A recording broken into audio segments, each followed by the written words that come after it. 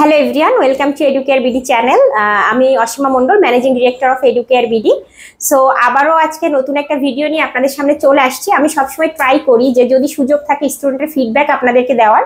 আপনারা জানেন educare BD ইন্ডিয়াতে 40+ ইউনিভার্সিটি নিয়ে কাজ করে এবং এডুকেয়ার বিডি বিগত 6 বছর ধরে কাজ করছে কেআইআইটি ইউনিভার্সিটির বাংলাদেশ অ্যাডমিশন অফিস হিসাবে।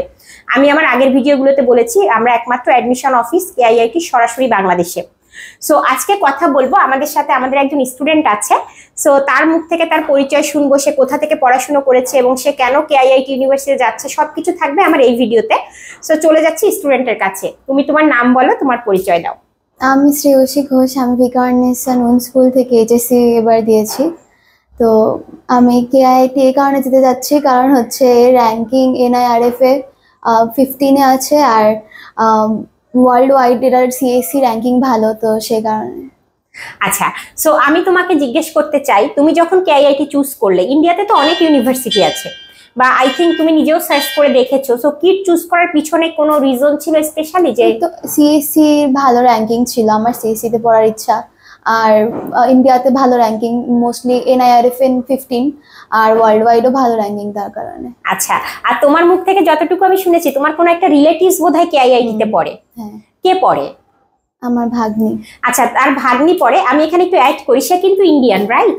এবং সে ইন্ডিয়ান কোনো স্টুডেন্ট যদি কেআইআইটিতে পড়তে চায়, আপনারা অবাক হবেন। কেআইআই আমি আমার বিগত ভিডিওগুলোতেও বলেছি, কেআইআইটিতে ইন্ডিয়ান স্টুডেন্ট পড়তে চাইলে তাদের কিন্তু কিটি এক্সাম দিতে হয়, যেটা হচ্ছে আমাদের বাংলাদেশের পাবলিক ইউনিভার্সিটিতে যেমন মানে ভর্তি পরীক্ষা দিয়ে চান্স পেতে হয়, ঠিক সেরকম প্রিপারেশন নিয়ে ভর্তি পরীক্ষা দিতে হয়।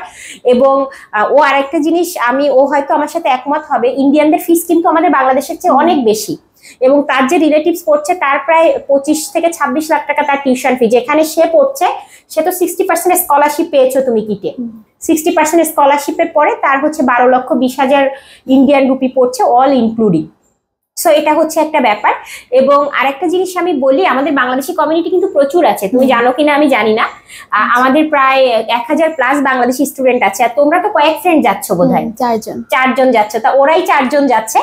সো এটা হচ্ছে একটা ব্যাপার। আর আমি তোমাকে আরেকটু বলি, তোমার তো ভর্তি তুমি লাস্ট মোমেন্টে গিয়ে হয়েছো, তোমার ভর্তি অফার লেটার মিলে তো কয়দিন সময় লেগেছে? 2 দিন সময় লেগেছে। অফার লেটার এবং কনফার্মেশনের জন্য 2 দিন সময় লেগেছে, এবং কদিনের মধ্যে ভিসা পেলে? 20 দিন, সব মিলিয়ে মানে অ্যাডমিশন প্রসেস থেকে শুরু করে 20 ডেজ এর মধ্যে তুমি ভিসা পেয়ে গেছো। আর ওর ভিসাটা আসলে আমার কাছেই আছে, ও আজকে ভিসা পাওয়ার পরেই আসছে। যে ও যেহেতু যাবে ক্যাম্পাসে, আমিও বললাম যে তুমি আসো একটু কথা বলি যে ওখানে যাওয়ার পরে কি ব্যাপার আছে না আছে। এটা হচ্ছে ওর ভিসা। সো এটা আপনারা দেখতে পাচ্ছেন। আর আরেকটা জিনিস একটু বলি আপনাকে, সবসময় আপনাদেরকে আমরা বলি যে আপনারা কেন এডুকেয়ার বিডিকে চুজ করবেন ইন্ডিয়ান স্টাডির ক্ষেত্রে। সেটা হচ্ছে আমরা একটা স্টুডেন্টকে ফ্রম দ্য স্টার্টিং মানে বিগিনিং থেকে, তার অ্যাডমিশন প্রসেস থেকে ইভেন ক্যাম্পাসে যাওয়া, তার সবকিছু কিন্তু আমরা টেক কেয়ার করি।